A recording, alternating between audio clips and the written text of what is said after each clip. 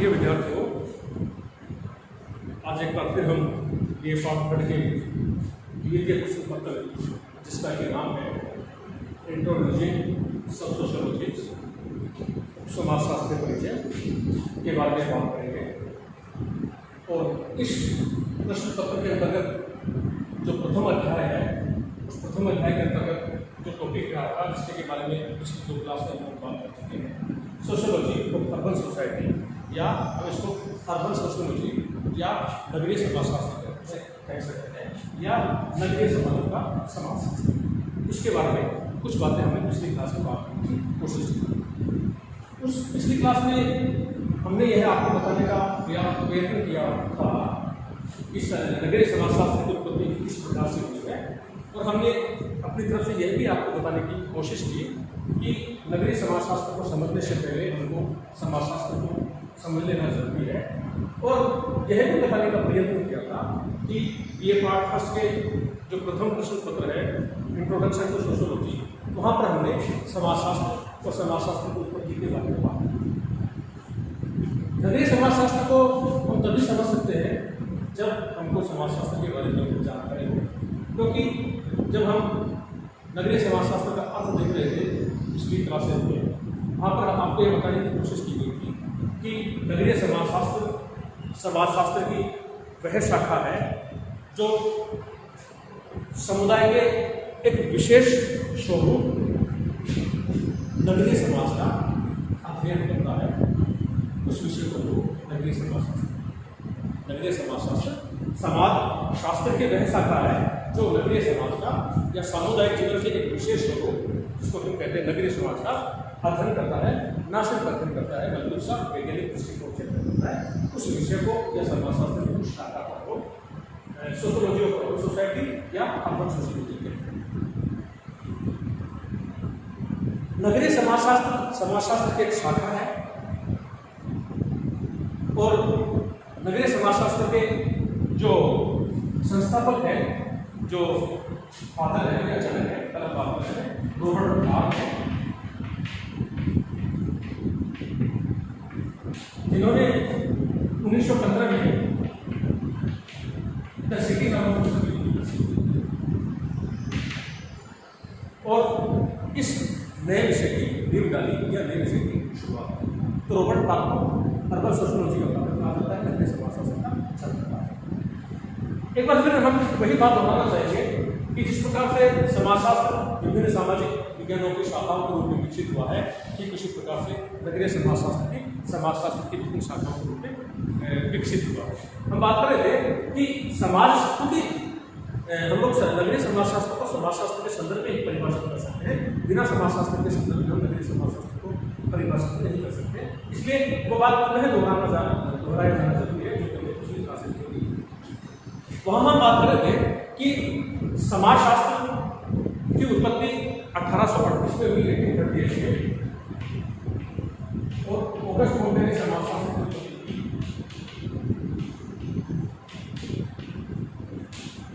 इसलिए August Comte को समाजशास्त्र का जनक या समाजशास्त्र का पिता या फादर ऑफ सोशियोलॉजी कहा जाता है। और ऑगस्ट कॉम्टे ने, हालांकि इसका मतलब यह नहीं है कि 1838 से पहले समाज नहीं थे, जैसे कि हम आपको फिर से बता दें कि समाजशास्त्र सामाजिक विज्ञानों की एक शाखा है। समाजशास्त्र सामाजिक विज्ञानों की एक शाखा है जिसके अंतर्गत सामाजिक घटनाओं का, सामाजिक संबंधों का, सामाजिक संस्थाओं का या जो कुछ भी समाज में विद्यमान है उन सब बातों का अध्ययन किया जाता है। समाजशास्त्र सामाजिक विज्ञानों की वह शाखा है जो सामाजिक घटनाओं का अध्ययन करता है, न सिर्फ अध्ययन करता है बल्कि सामाजिक घटनाओं का वैज्ञानिक दृष्टिकोण से अध्ययन करता है। उस विषय को समाजशास्त्र कहते हैं, जो कि सामाजिक विज्ञानों की एक शाखा है जिसकी उत्पत्ति 1838 में हुई और ऑगस्ट कॉम्टे ने ये समाजशास्त्र की उत्पत्ति के बारे में बात कर सकते हैं। हालांकि काफी बहस के विषय हो सकते हैं कि क्या 1838 से पहले सामाजिक घटनाएं घटित नहीं होती थी, क्या 1838 से पहले समाज नहीं था या सामाजिक संस्थाएं नहीं थी या और कुछ नहीं था जो समाज में विद्यमान है। वो सब कुछ था। उसी क्लासेज में हम आपको क्लियर कर चुके हैं, सब कुछ था। समाज था, सामाजिक घटनाएं थी, सामाजिक संस्थाएं थी, सब कुछ था। लेकिन उन सब का अध्ययन करने वाले विषय को वहाँ पर समाजशास्त्र नहीं कहा जाता था। फिर क्या कहा जाता था, इसके जवाब में पिछली क्लास में बताया था कि विभिन्न सामाजिक विज्ञानों के अंतर्गत सामाजिक घटनाओं का अध्ययन किया जाता था।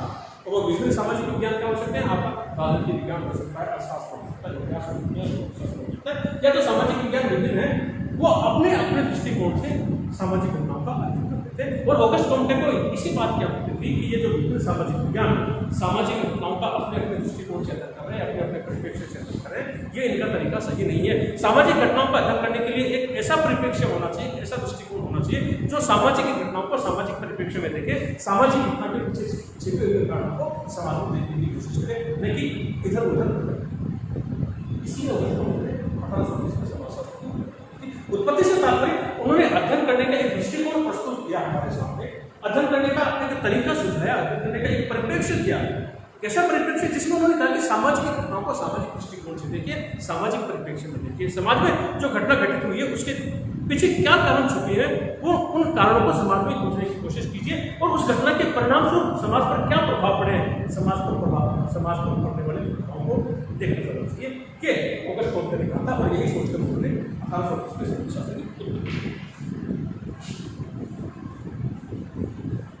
नगरीय समाजशास्त्र या अर्बन सोशियोलॉजी या सोशियोलॉजी और अर्बन सोसाइटी की यहाँ तक बात है, जिसकी बात बताते हैं। 1915 में रॉबर्ट पार्क ने द सिटी नामक पुस्तक लिखकर उन्होंने इस नगरीय समाजशास्त्र विषय की नींव डाली, इसकी स्थापना। इसके पश्चात उन्होंने बर्गेस के साथ मिलकर दूसरी पुस्तक लिखी थी the urban community 1946।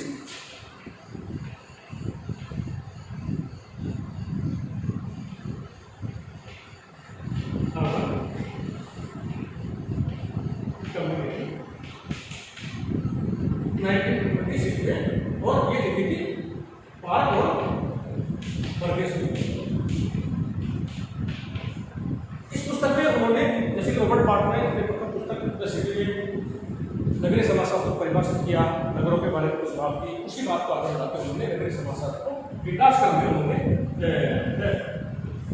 Urban community नामक पुस्तक लिखी रॉबर्ट पार्क ने बर्गेस के साथ। ये बातें हम पिछली क्लास में कर चुके हैं और इसकी परिभाषा की जहाँ तक बात है पिछली क्लास में बता चुके हैं कि समाजशास्त्र की वह शाखा है जिसके अंदर सामुदायिक जीवन के एक स्वरूप नगरीय समाज का किया जाता है और नगरीय जीवन के विभिन्न पहलुओं की विवेचना की जाती है, उसी को हम लोग नगरीय समाजशास्त्र कहते हैं। इसमें नगरीय पारिस्थितिकी पर प्रकाश डालने के साथ साथ नगरीय परिस्थिति विशिष्टताओं का विश्लेषण भी किया जाता है। पिछली क्लास में हम यहाँ पर रुके थे कि नगरीय समाजशास्त्र को समझने के लिए हमको नगर को समझना चाहिए। में बात करेंगे कि नगरीय समाजशास्त्र को या सोशियोलॉजी को, अर्बन सोसाइटी को हम लोग तब तक नहीं समझ सकते जब तक हम लोग नगर या सिटी को नहीं समझ सकते, क्योंकि नगरीय समाजशास्त्र जैसे कि इसकी परिभाषा में हम लोग देख चुके हैं कि नगरीय समाज का निर्माण करता है, तो जब तक हम लोग नगर को नहीं समझ सकते तब तक नगरीय समाजशास्त्र नहीं समझ सकते। नगर क्या है, सिटी क्या है, इसको सामान्य भाषा में अगर हम बात करें तो नगर, शहर या सिटी हम सामान्य भाषा में उसको कहते हैं जहाँ पर घनी आबादी हो, आबादी का घनत्व ज़्यादा हो, जहाँ पर यातायात और संचार के साधनों का बोलबाला हो, जहाँ पर विभिन्न प्रकार की सुविधाएं हो, जहाँ पर सामाजिक नियंत्रण के औपचारिक साधन हो। जनसंख्या वृद्धि होने के कारण वहाँ पर अनेक प्रकार के अपराधों का बोलबाला हो जाता है।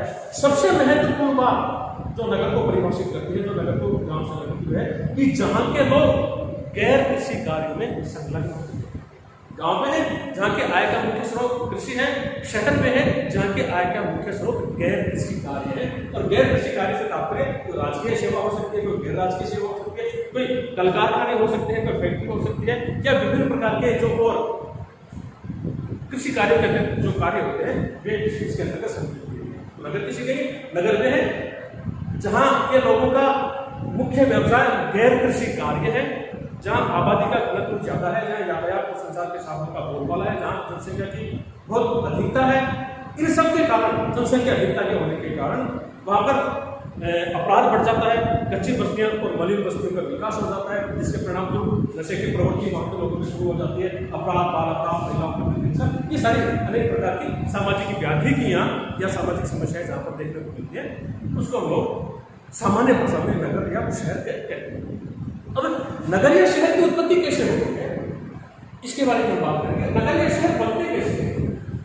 नगरीय शहर की उत्पत्ति के बारे में बात करें, हालांकि विस्तार से लोग जब नगर के उत्थान और नगर के प्रकारों के बारे में बात करेंगे तो वहां से विस्तार से बात करेंगे, लेकिन नगर की उत्पत्ति के जो सबसे महत्वपूर्ण कारण है, वे सबसे महत्वपूर्ण कारण है नंबर 1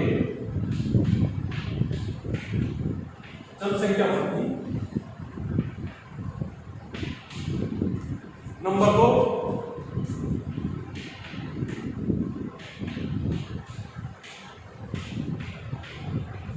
औद्योगिकरण या इंडस्ट्रियलाइजेशन, और नंबर 3 नगरीकरण या अर्बनाइजेशन।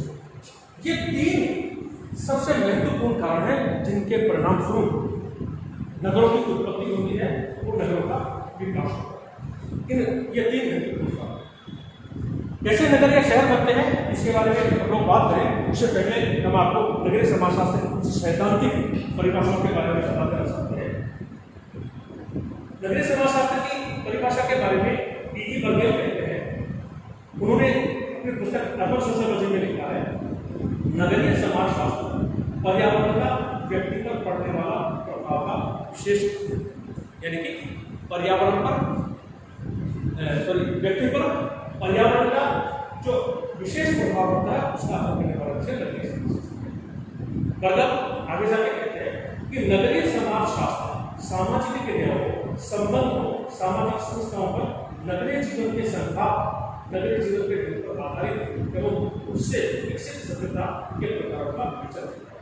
यानी कि जो सामाजिक क्रियाएं हैं, सामाजिक संबंध हैं या जब समाज की जो संस्थाएं हैं, उन सब पर जो नगरीय जीवन का जो प्रभाव पड़ता है, सामाजिक संबंधों पर, सामाजिक क्रियाओं पर, सामाजिक संस्थाओं पर जो नगरीय पर्यावरण का या नगरीय जीवन का जो प्रभाव पड़ता है, उस प्रभाव के अध्ययन करने वाले विषय को लोग नगरीय समाजशास्त्र कहते हैं। आगे जाकर बर्गेल ने ऐसा स्पष्ट किया। इस प्रकार स्मिथ ने भी नगरीय समाजशास्त्र को परिभाषित करने का प्रयास किया। स्मिथ कहते हैं कि नगरीय समाजशास्त्र नगरों में मौजूद सामाजिक संबंधों की क्रमबद्ध जानकारी, नगरीय समाजशास्त्र नगरों में मौजूद सामाजिक संबंधों की क्रमबद्ध जानकारी, यानी कि शहरी या नगरीय सामाजिक संबंधों की क्रमबद्ध जानकारी करना, शहरों में या नगरों में किस प्रकार के सामाजिक संबंध होते हैं उनकी क्रमशः जानकारी करना, ये नगरीय समाजशास्त्र का काम है, ऐसा स्मिथ ने कहा। हॉबहाउस ने भी इसको परिभाषित करने की कोशिश की। हॉबहाउस कहते हैं, हॉबहाउस के अनुसार नगरीय समाजशास्त्र नगरीय जीवन और उससे संबंध समस्याओं का अध्ययन करता है।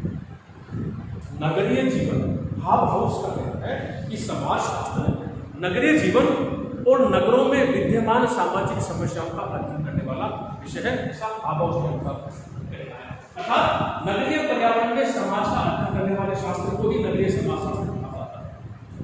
नगरीय पर्यावरण में समाज का अध्ययन करने वाले विषय को भी नगरीय समाजशास्त्र कहा जाता है। यानी कि जो नगरों के समाज का, उनके सामाजिक संबंधों का, वहाँ पर सामाजिक समस्या जो विद्यमान होगा, उन सब का अध्ययन करने वाला विषय को नगरीय समाजशास्त्र कहा जाता है। इसमें नगरीय परिस्थिति में सामाजिक जीवन और समाज का अध्ययन किया जाता है। ये कुछ परिभाषाएं थी जो कि बर्गेल ने बताई, स्मिथ ने बताई और हॉबहाउस ने बताई। उसके पश्चात हम बात कर रहे थे कि नगरीय समाजशास्त्र को समझने से पहले हमको नगर को समझना पड़ेगा, और नगर को हम लोग समझे इसके लिए हमको ये पता होना चाहिए कि नगरों की उत्पत्ति कैसे होती है। नगरों की उत्पत्ति के कारणों को पीछे करना है तो उसके पीछे 3 कारण हैं, 3 कारण विशेष रूप से देते हैं। पहला है जनसंख्या वृद्धि, दूसरा है नगरीय और तीसरा है नगरीय। जनसंख्या वृद्धि से तात्पर्य है कि जब किसी भी क्षेत्र की आबादी बढ़ने लगती है तो वो अपना ग्रामीण स्वरूप छोड़कर शहरी स्वरूप धारण करने लगता है। इसका मतलब है कि जनसंख्या वृद्धि हो रही है, क्योंकि हम ये बात कर रहे थे कि शहर की या नगर की सबसे महत्वपूर्ण विशेषता तो यह है कि वहाँ के लोग गैर कृषि कार्यों में संलग्न होते हैं। दूसरी सबसे जो महत्वपूर्ण विशेषता है नगर के शहर की जनसंख्या वृद्धि, जहाँ की जनसंख्या घनत्व या जनसंख्या आधिक्य ज्यादा होता है, उसको हम लोग नगर या शहर कहते हैं। ये बड़ी महत्वपूर्ण विशेषता है नगर। दूसरा औद्योगिकरण, शहरों के या नगरों के जो बढ़ने की प्रक्रिया है उसको हम लोग विस्तार से जब नगरीकरण की प्रक्रिया आएगी तब बताएंगे, लेकिन फिर भी संक्षेप में आपको बताने की कोशिश करेंगे। औद्योगिकरण का तात्पर्य उत्पादन जब उद्योगों के द्वारा होने लगता है, उत्पादन जब उद्योगों के द्वारा होने लगता है, बड़ी मात्रा में होने लगता है, इस प्रक्रिया को जो कार्य पहले लघु उद्योग या पेट्रोल उद्योग क्या करते थे या हाथ के माध्यम से जो उत्पन्न हुआ करते थे, उनका जो स्वरूप वह निर्माण या फिर उत्पादन जब मशीनों के द्वारा होने लगते हैं, बड़ी मात्रा में होने लगते हैं, इस प्रक्रिया को औद्योगिकरण कहा जाता है। मशीन ये नगरों के बनने में बड़ी महत्वपूर्ण भूमिका निभाती है, क्योंकि आप समझते हैं कि ग्रामीण क्षेत्र के लोग जब चूंकि उनके पास कृषि भूमि होती है, लेकिन जल के अभाव के कारण, बारिश के अभाव के कारण, पानी पर्याप्त मात्रा में उपलब्ध नहीं होने के कारण और परिवार का आकार बढ़ जाने के कारण वे ग्रामीण क्षेत्र में अपने आप को बेरोजगारी असहाय महसूस करने लगते हैं, तो रोजगार की तलाश में शहर की तरफ पलायन करते हैं। और उनका एक ही टारगेट होता है कि शहर में या नगर में किसी उद्योग में उनको कोई ना कोई काम मिल जाएगा, क्योंकि वहाँ पर बड़ी मात्रा में श्रमिकों की या मजदूरों की आवश्यकता होती है, तो हमें भी वहाँ पर किसी प्रकार का काम मिल जाएगा। तो औद्योगिकरण में नगरों को बनाने में बड़ी महत्वपूर्ण भूमिका निभाती है। तीसरा जो नगरों के बनने का है, नगरों के विकास का कारण नगरीकरण, जो कि सबसे महत्वपूर्ण कारण। नगरीकरण से तात्पर्य है कि रोजगार की तलाश में ग्रामीण क्षेत्र के लोग गांव को छोड़कर शहर की तरफ पलायन करते हैं, इस प्रक्रिया को नगरीकरण कहा जाता है। नगरीकरण के तात्पर्य ग्रामीण क्षेत्र के लोग रोजगार की तलाश में शहरों की तरफ पलायन करते हैं, शहरों की तरफ गमन करते हैं, इस प्रक्रिया को नगरीकरण या अर्बनाइजेशन कहा जाता है। ठीक है, नगरीकरण दो प्रकार से हो सकता है वैसे देखा जाए तो। इसमें एक तो पुश फैक्टर काम होता है, एक पुल फैक्टर काम होता है।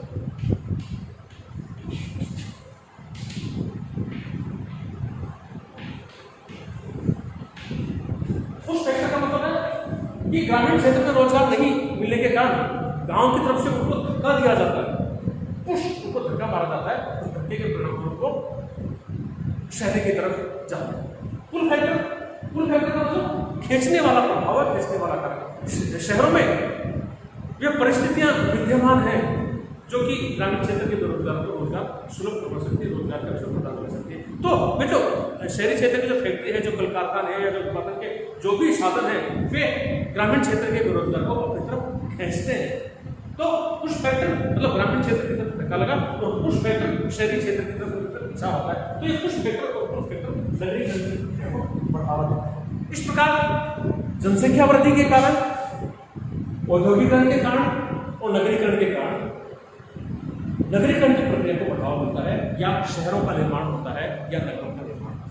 ये हम लोग नगरीय समाजशास्त्र के अंतर्गत प्रारंभिक तौर पर एक संक्षिप्त सी जानकारी आपको बताने की कोशिश की कि नगरों का निर्माण, नगरीय समाजशास्त्र क्या है और नगरीय समाजशास्त्र को समझने से पहले हमको नगर को समझना पड़ेगा, क्योंकि नगरीय समाजशास्त्र नगरीय समाज का काम करता है और नगरीय समाज को समझने के लिए हमको नगर को जानना है। नगर को जानना होगा, नगर कैसे बनते हैं, नगरों का निर्माण कैसे होता है, नगरों का विकास कैसे होता है, इसके बारे में हम आपको बताने की कोशिश की।